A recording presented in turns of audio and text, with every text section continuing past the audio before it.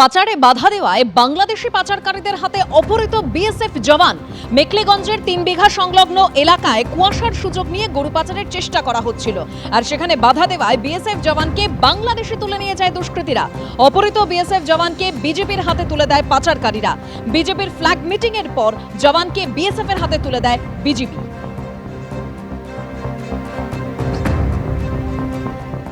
আগামীকাল হুমায়ুন কবির তিনি তার নতুন দলের ঘোষণা করতে চলেছেন, আর তার আগে তিনি জানালেন যে তার দলের যে নাম হবে তাতে চমক থাকবে, 3 অক্ষরের হবে। আমাদের দলীয় পতাকা জাতীয় পতাকা ও তৃণমূলের পতাকার মতো দেখতে। দলীয় প্রতীক হিসেবে প্রথম পছন্দ টেবিল, দ্বিতীয় পছন্দ জোড়া গোলাপ, দলীয় প্রতীক হিসেবে তৃতীয় পছন্দ নারকেল গাছ। নির্বাচন কমিশন যে প্রতীক দেবে সেই প্রতীকেই লড়াই করবেন বলে জানিয়েছেন হুমায়ুন কবির। শুনুন।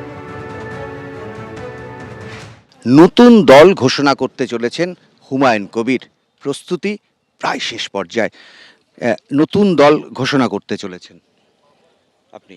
আগামীকাল অনেক আগেই আমি ঘোষণা করেছিলাম যে 22শে ডিসেম্বর সোমবার। এই সোমবারটা বেছে নেওয়ারও একটা কারণ আছে। আমি পৃথিবীতে যেদিন আমার মায়ের থেকে ভূমিষ্ঠ হয়েছিলাম সেদিন ছিল সোমবার ভোরবেলা। তৃণমূলের থেকে এমন কোনো অফার, এমন কোনো ফোন যাতে নতুন দল করা থেকে আপনি পিছিয়ে যাবেন? কোনো প্রশ্নই আসে না। আজকের দিনে এইসব প্রশ্নের অসম্পূর্ণ এবং অপ্রাসঙ্গিক। আমার কাছে কোনো প্রাসঙ্গিকতা নেই। 130টা আসনে লড়বেন আজকের দিনে 135 বলেছিলাম, ওটা আরও বাড়বে। মিনিমাম 182 আসন থাকবে, বা প্রয়োজন হলে 294 লড়ব। আপনার দলে সবাই মুসলিম, মানে যারা কমিটিতে আসবেন, যারা সংগঠন পরিচালনা করবেন? না না না না, মোটেই না। যারা 75 জনের স্টেট কমিটি হবে সেখানে দেখবেন যে অন্ততপক্ষে 20% হিন্দু লিডার থাকবে। এখনো পর্যন্ত যেটা কখনো বলেননি সেটা হচ্ছে আপনার নতুন দলের নাম। আগামীকাল বেলা 1টার জন্য একটা ইঙ্গিত ছোট। বাংলার জনতার পার্টি হবে, আম জনতার উন্নয়নের পার্টি হবে, এইটুকু বললাম। শর্ট ফর্ম জেনে নেন কালকে। শর্ট ফর্ম এবং তার লোগো ওই তো, যেমন টিএমসি আছে, 3টে অক্ষরেই পার্টি ওপেন হবে। তারপরে বাংলার মানুষের কাছে তার কি লোগো হবে, আমার সম্ভাবনা এখন তো ইলেকশন কমিশন এত তাড়াতাড়ি লোগো দেবে না। আমি টেবিল আমার পয়া, আর যদি টেবিল না পাই তাহলে জোড়া গোলাপ ফুল নিয়ে লড়বো।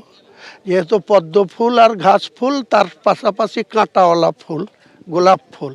কোন ফুলে মানুষ বেছে নেয় সেটা আগামী দিন হবে। তৃণমূল শব্দটা থাকবে না না, মোটেই না। কংগ্রেস শব্দটা থাকবে? কংগ্রেস শব্দও থাকবে না, কিন্তু পতাকার রংটা ন্যাশনাল পতাকার কাছাকাছি থাকবে। টিএমসির যেমন আছে, কংগ্রেসেরও যেমন আছে, আমার পতাকার রংটাও ঠিক ওই রকম টাইপের থাকবে। ক্যামেরায় শান্তনু দত্তের সঙ্গে রাজীব চৌধুরী এবং উজ্জ্বল মুখোপাধ্যায়, এবিপি আনন্দ, মুর্শিদাবাদ। আপনারা শুনলেন হুমায়ুন কবির, তিনি বলছেন একদিকে পদ্ম ফুল, ঘাস ফুল এবং তার পাশাপাশি কাঁটাওয়ালা গোলাপ ফুল, এই প্রতীকে তিনি লড়াই করতে চান। তবে নির্বাচন কমিশন যে প্রতীক দেবে সেই প্রতীকেই তিনি লড়াই করবেন। আগামীকাল তিনি তার নতুন দল ঘোষণার আগে এরকমই জানালেন। আর তার যে কাল নতুন দল ঘোষণা হতে চলেছে তার জন্য অবশ্যই মুর্শিদাবাদে যে ফ্লেক্স পোস্টার পড়েছে সেই ছবি দেখাবো। তবে হুমায়ুন কবিরের এই যে দল ঘোষণার আগে তিনি যে বক্তব্য রাখলেন তা নিয়ে সুজন চক্রবর্তী, সিপিএম এর কেন্দ্রীয় কমিটির সদস্য, কি বলছেন শুনুন। তিনি এখন দাবি করেছেন তিনি দল করবেন, সে অনুযায়ী সবাইকে চলতে হবে। মানুষের কাছে আবেদন করেছেন টাকা দিলে হবে না, ভোট দিতে হবে। ভোটের জন্য ব্যবহার করা মসজিদ রাজনীতিকে, মন্দির রাজনীতিকে, এটা ভয়াবহ। বাবরি মসজিদ করছে, অতএব ভোট দিতে হবে। আমি বলছি খুবই দুর্ভাগ্যজনক। যদিও হুমায়ুন কবিরের কথা বলতেই পারেন যে আমি যে দলের এমএলএ সেই দলের নেত্রী যদি সরকারের পয়সা ব্যবহার করে মন্দির রাজনীতি করতে পারেন, ভোটের দিকে তাকিয়ে অবশ্যই, তাহলে দলনেত্রী মন্দির রাজনীতি করলে আমি মসজিদ রাজনীতি করতেই পারি। তৃণমূল তো, তৃণমূলের থেকে যা নেত্রীর কাছে শিখেছেন সে অনুযায়ী হুমায়ুন কবির হয়তো চলছেন, কিন্তু এটা বিশ্ববৎ বিপজ্জনক। আর হুমায়ুন কবিরের নতুন দল ঘোষণার আগে মুর্শিদাবাদের বিভিন্ন জায়গায় পড়েছে ফ্লেক্স পোস্টার।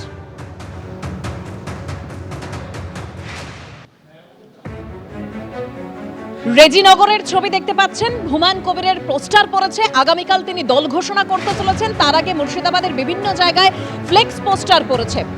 এবং তিনি বলছেন যে তার দলের যে নাম হবে সেই নামে চমক থাকবে, 3 অক্ষরের নাম হবে। আমাদের দলীয় পতাকা, জাতীয় পতাকা ও তৃণমূলের পতাকার মতো দেখতে। এবং তার নতুন যে দল ঘোষণা আগামীকাল, তার আগে মুর্শিদাবাদ জুড়ে বিভিন্ন জায়গায় ফ্লেক্স পোস্টার পড়েছে হুমায়ুন কবিরের নামে। 12 নম্বর জাতীয় সড়কের ধারে বিভিন্ন প্রান্তে এই রকম ব্যানার পোস্টার পড়েছে, যেখানে একবারে হুমায়ুন কবির যে নতুন দলের সূচনা করছেন সোমবার দিন 22শে ডিসেম্বর, সেই বিষয়ে কিন্তু একেবারে প্রচার চালানো হচ্ছে। এবং এক্ষেত্রে উল্লেখ করা হয়েছে যে জনসাধারণকে জানাচ্ছে নতুন দলের সূচনা হচ্ছে এবং সেই জায়গা হচ্ছে বেলডাঙ্গার খাগড়ু পাড়া মোড়, এবং সেখানে একেবারে 22 তারিখ সোমবার দিন সকাল 11টার সময় তার যে নতুন দল ঘোষণা হবে, সেই রকম কিন্তু বিভিন্ন যে প্রান্তগুলো রয়েছে সেই জায়গায় জাতীয় সড়কের ধারে এরকম ব্যানার পোস্টার পড়েছে।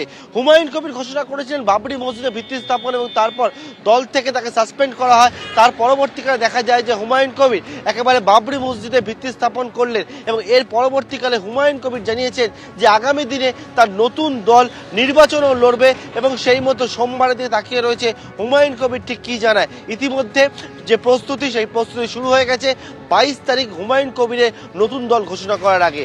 ক্যামেরায় প্রবীর দেশ সঙ্গে পার্থপ্রতিম ঘোষ, এবিপি আনন্দ, মুর্শিদাবাদ।